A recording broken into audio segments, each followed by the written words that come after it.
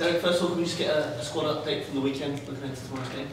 Yeah, I've still got a few concerns, one or two from the game, and obviously Kyle Vassell, Fraser Murray missed the game and they're still a concern for it. Obviously Joe Wright comes back from his suspension to be involved, but we'll have a sit down with the physios and the medical team and see how we're fixed, but there's one or two causing a wee bit of concern. Given the magnitude of the game, is it the kind of game that you would risk players if they're only maybe 50-50? Yeah, I think you've always got to weigh that up. Obviously as long as there's not any kind of potential or long-term damage, you know, but it is a game where in the club's history it's a significant game, a significant fixture. It's an opportunity for us to try and deliver probably one of the biggest results in the club's history. I'm quite excited by the fact that we're getting that chance. You know, we're 14 minutes away really from an unbelievable result over there, and I thought we did so much right in the game. We're encouraged by that, but obviously when the referee gets involved, and for me it was a soft penalty, and then they get the second goal in the dying embers of the game, then the task becomes more challenging. But it's a task that we're willing to take on. We've earned the right to take a team of Copenhagen stature on. But there's no doubt we need to try and make it awful for them tomorrow. We've got to try and make it their biggest nightmare. We've got to try and make it the game go our way. To do that, we're going to need to have everybody more or less at full throttle. The Thursday fixtures have allowed us to be a bit more like ourselves. I think the Thursday games have been were better performances. Obviously, we've lost 2 games in the European run, and that was one in Copenhagen, one in Brussels. But we feel our kind of better performances have came in the European stage, and we want to try and make sure we deliver our best one yet, because I think it will need to be something close to that. How's the atmosphere been? Because you say it's been good in Europe, it's been good on Thursday nights, not so good in the league so far. But how have the boys been leading up to this game? There's no doubt when you lose games and lose cheap goals, it can be a drain of confidence. But I think there's factors, you know, within it. You know, our running stats are still as they normally are. The intensity isn't there. The speed and intensity of the work isn't there on a Sunday.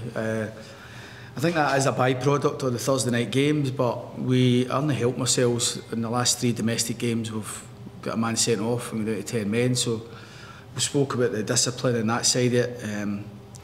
It doesn't help matters. But I do think that the players have enjoyed the European stuff. We want to make sure that we're obviously playing against a team of Copenhagen, and we feel we play against good teams domestically. I think Rangers and Celtic are 2 teams that we have beaten, particularly here at Rugby Park in the last calendar year.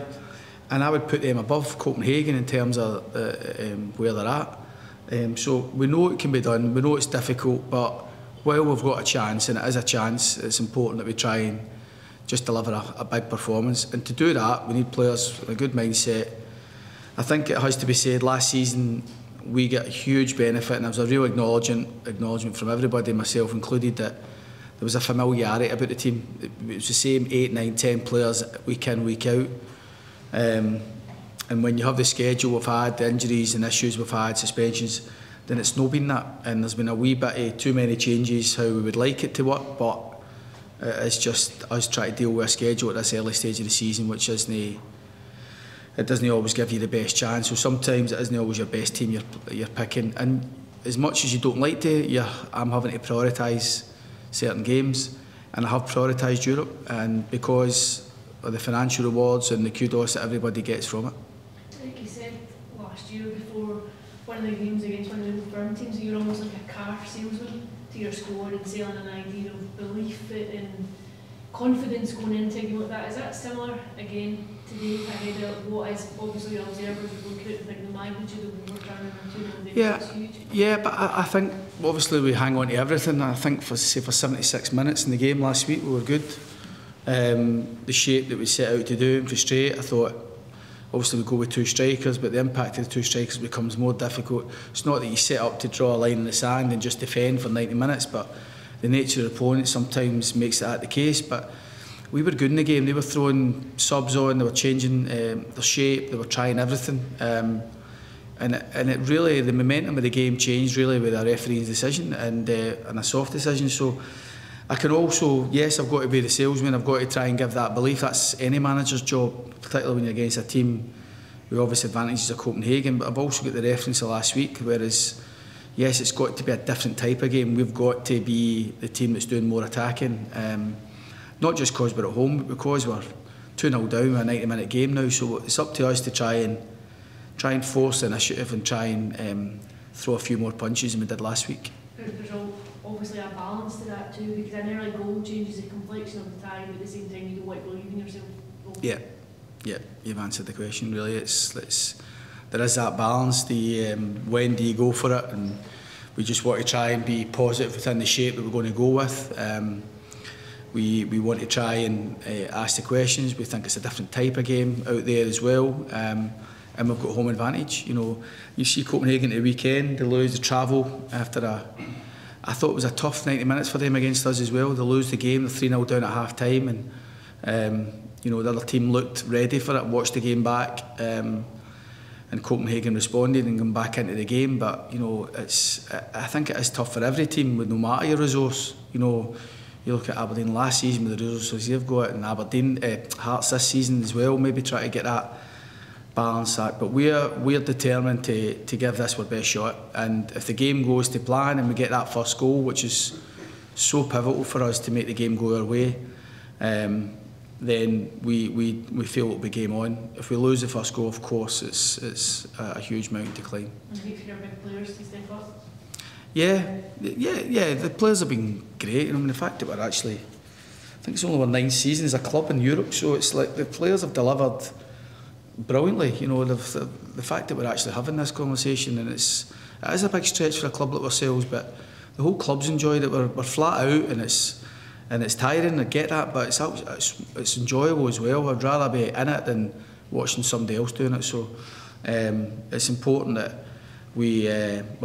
all our players bring a performance, not just our bigger players who I thought were collective last season was the team, but obviously we had a good attacking threat last season, and we've yet to see that properly in its full entirety this season, and hopefully we can show that tomorrow night.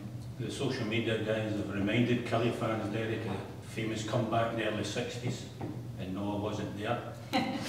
Were you? You were born, but. Is that something you can tap into or want to tap into? Do you know what, I think you've got to kind of look at everything. You know, for us, we know how strong we are at home. Up until going down to 10 men and losing against St Johnstone the other week there, when Joe gets sent off in the first 15 minutes. Since the 1st of December, I think it was, only Rangers and Celtic had beaten us here, so we'd went almost 7-8 months with nobody beating us here. So we enjoy playing at home. We enjoy being away from home as well, but I think particularly at home, I think we feel as if there's a game in us, and we feel there's a big performance in us, and hopefully, as I say, that can be the case tomorrow. But we've got to try and deny space for the opponent, because they've got such a level of player. I think 9-10 full internationalists started last week against us. So you've also got to be sensible with it and try and be pragmatic at times, but understand that pragmatic isn't going to get the job done tomorrow. It's getting the job done is taking a bit of risk, being a bit brave, and depending on those individual performances. But hopefully we can be that, and anything that's happened in the past, anything. But my biggest reference for tomorrow night for the players was last week. You know, I think that the onus is on us to score, obviously, but I think we can score against these tomorrow night, and if we do, then we might just plant that seed of doubt in them, because they're not going great themselves. You know, they've got good players, and they've got a great club, and they've got a good pedigree, but they're struggling for their best form at this stage of the season as well. And I think that with all the games that they've been asked to play, and they still try to find their feet going into their campaign a bit like ourselves, then I think some of their better players are still to find their form, but we know that can change in a moment. Hopefully, as I say, our attacking players can get somewhere close to where we were last season and come up with the big moments for us. Do you still feel a sense of injustice from last week, or is that something that fires you on a bit? Well, there was in the stadium. We were so comfortable, and you know, obviously when they're asking the question, and you know you're going to defend that last 10-15 minutes or so, but it was just quite random how it all came about. You know, that we weren't sure exactly what had gone on. The fourth official told me initially it was for a handball against Davy Watson, and VAR were checking it. And when I seen it in the corner of my screen, I could see clearly it wasn't a handball. So actually, rather naively, kind of thought, I took a breath and thought, no, we're fine here. It's not a handball, but obviously the referee was brought over for something different. They thought it was a foul on David. I actually don't think it is a foul. If it impacts in Elyounoussi scoring or having a shot and goal, then maybe you could see it. But I don't think he should have been brought over for it. But such is life. And if we defend the corner, it was 3, 4, 5 seconds left, and they were good enough to punish us on that. So we were good in the game. We were comfortable in the game. Our shape was good, like it was in Tromsø when we went to Norway, and we get our clean sheet. We defended brilliantly as a team, and I thought there was similar parallels, a lot of parallels to last week's performance with that. But this game's got to be different. We've got to try and take the game forward, and that in turn leaves us a bit more susceptible to their counter-attacks and their quality in space. And if you give good players enough space, they can punish you. So we've got to try and, as I say, get the balance right. The injustice, anything, there is a wee bit of injustice in how the game played out, but we feel there's a performance in us that can beat them. What would you mean if you could do this for you, for the club, for Scottish football, if you could get through? It would be incredible for a club our size, considering where we were, to get into the group stages. It would be a proper game changer for us. My Friday might look a bit different to how it will be if we don't, because we need to go and get 3 or 4 players signed to deal with the demand of group stage football. But maybe I shouldn't have said that. I've not had that clarified for the board, but we clearly would need reinforcements to help us.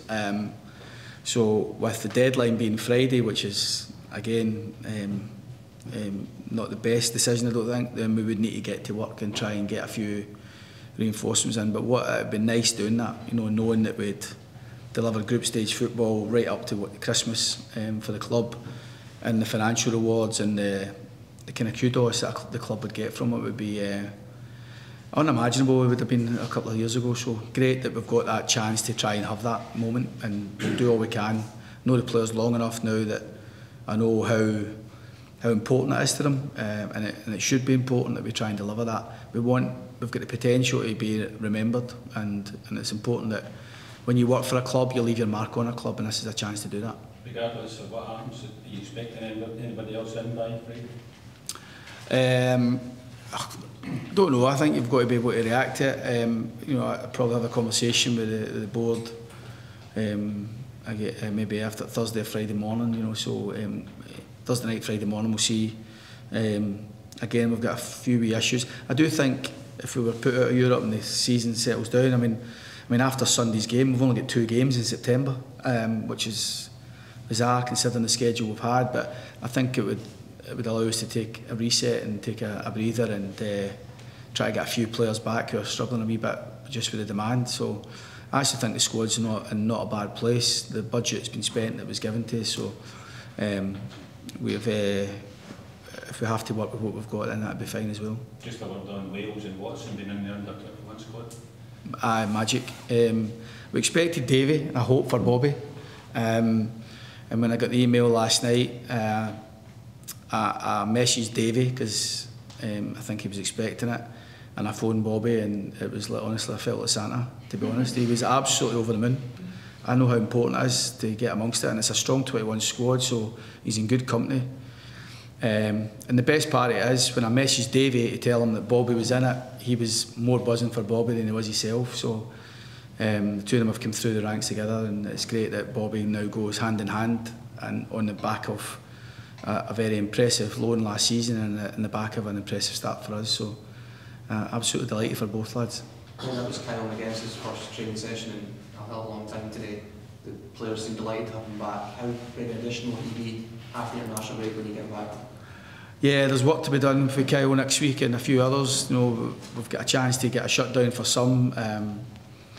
Some have been running on empty, but obviously Kyle's itching to get going, and that was great just to get him back involved today. It's been been back and forth to different specialists trying to get to the bottom of it, and we feel as though we have, having had that last injection on this kind of scarring issue rather than a hamstring issue. So, and it was more a nerve issue than the hamstring strong, and it was a bit bizarre that when all his Nordic testing, his hamstrings were stronger than any other player at the club, and he was still feeling a hamstring sensation that he was struggling with. But we do think it's more of a scarring issue over a nerve rather than anything else. So I think he's had a huge lift from the last specialist chat, and as have we. So a great lift for the players. It'll be like a new signing if we can come into the international break with him back in full training.